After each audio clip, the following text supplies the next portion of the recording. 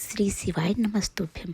हर महादेव। दोस्तों, इस वीडियो में हम आपको मकर संक्रांति के बारे में बताएंगे। मकर संक्रांति अब की बार 15 जनवरी सोमवार की है, क्योंकि सूर्य देव धनु राशि से मकर राशि में 15 जनवरी को प्रातः 2:42 पर प्रवेश करेंगे। इसलिए मकर संक्रांति 15 जनवरी की ही है।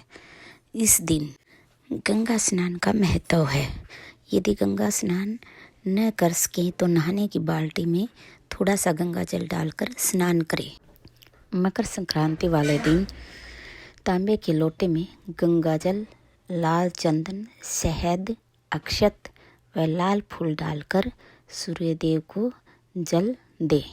इसके बाद आदित्य हृदय स्तोत्र का पाठ करें।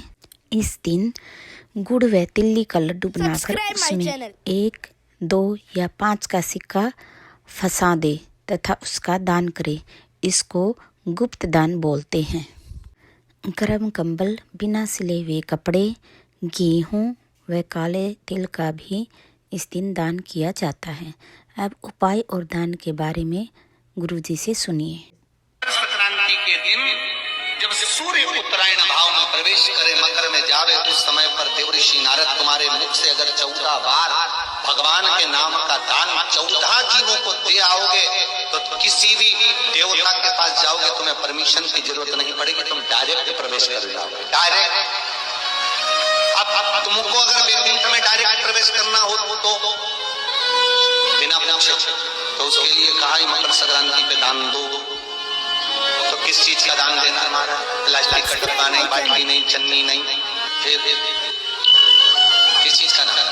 तो कहा अगर देवर्षि नारद आप दान दे रहे हो तो 14 नाम का दान दीजिए, 14 जीवों को नाम का दान दीजिए। अब गुरुजी से कर्ज मुक्ति का उपाय सुनिए।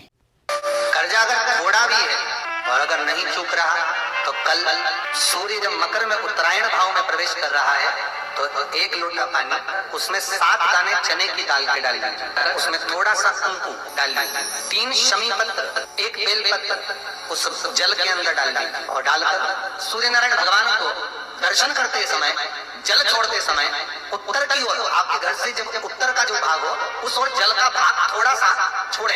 आखिरी का बचा हुआ जो जल और बेलपत्र और शमी पत्र है एक साथ जब छोड़े तो जितना अपने मन में भाव हो कि हमारा इतना कर्जा है बाबा, वो चूक जाए, या कोई पैसे नहीं दे रहा है उसका भी स्मरण कर सकते कि हमारे मन में लेना है, और वो जल, शमी पत्र, बेलपत्र उसी समय पर नीचे डाल, उसका छींटा थोड़ा सा अपने ऊपर लेकर प्रवेश कर। ज्यादा से ज्यादा 5 महीने 6 महीने कहीं ना कहीं बाबा ऐसी कृपा कर देता है, कोई सहयोग, कोई धन, कोई संपदा, कोई व्यापार ऐसा बना देता है कि पैसा हाथ में आता है और कर्जा चूक जाता है।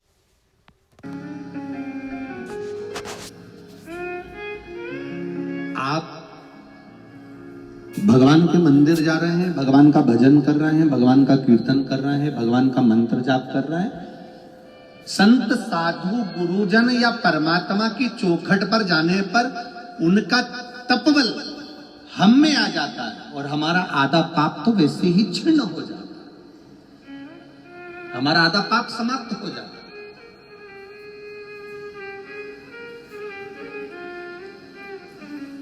शिव कथा कर रहे हैं, भगवान शंकर का संवाद कर रहा है।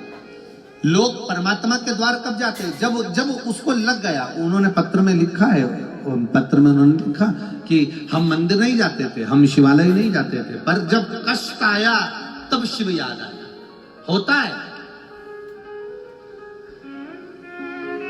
खाते समय बत्ती सी याद आती है, जिसकी कहीं रखी होती है तब उसको याद आएगी कि मैं खाने बैठा हूं, तो खाते समय बत्ती सी याद आती है, पढ़ते समय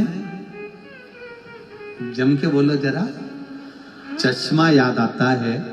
कहीं अगर रह जाता है तो फिर वो याद आता है मेरा चश्मा कहां चले गया। खाते समय बत्ती सी याद आती है, पढ़ते समय चश्मा याद आता है, और मरते समय राम याद आता है। तब याद आता है कि अब मेरे प्राण छूटे। जब दुख आया, जब तकलीफ आई, जब कष्ट आया, जब परेशानी आई, Subscribe my channel. तब उस समय पर ज्ञात होता है कि तब हमें उस परमात्मा का स्मरण याद आता है, तब हमें उसे परमात्मा की भक्ति याद आती है, तब परमात्मा का स्मरण याद आता है।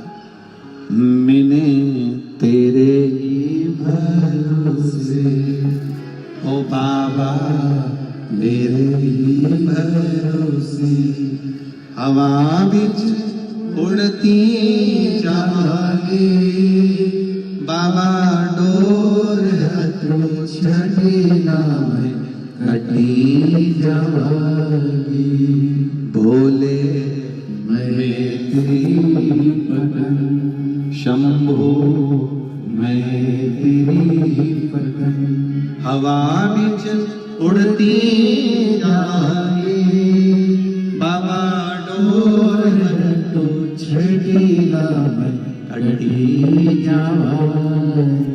भोले मैं तेरी पतन। शिव कथा कर रही है, भगवान शंकर का संवाद कर रहा है, शिव महापुराण का कथा। Subscribe my channel.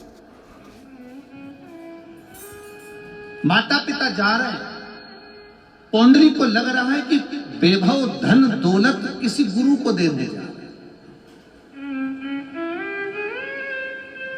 पहुंचे, धर्म पत्नी साथ में है, पौंडलिक साथ में है, घोड़े पर बैठकर माता पिता पैदल पैदल काशी जा रहे हैं, पौंडलिक घोड़े पर बैठकर जा रहा है। उसने देख लिया अपने माता पिता को कि मेरे माता पिता पैदल जा रहे हैं, पर पौंडलिक ने ये नहीं कहा कि आप घोड़े पर बैठ जाओ।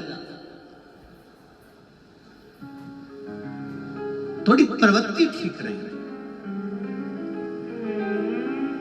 देखिए, बहुत कथा की शुरुआत हुई है वक्ता और वक्त से। वक्ता समझाए और तुम सुधर गए तो तुम्हें बुरा वक्त देखना नहीं पड़ेगा। अगर वक्ता के समझाने पर भी नहीं सुधरे तो फिर बुरा वक्त तुम्हारे सामने आकर खड़ा हो। वक्ता और वक्त से कथा की शुरुआत हुई है, उसको ध्यान रखिए। आशा करती हूँ वीडियो आपको पसंद आई होगी। वीडियो को लाइक शेयर कमेंट कीजिए, चैनल को सब्सक्राइब कीजिए। धन्यवाद।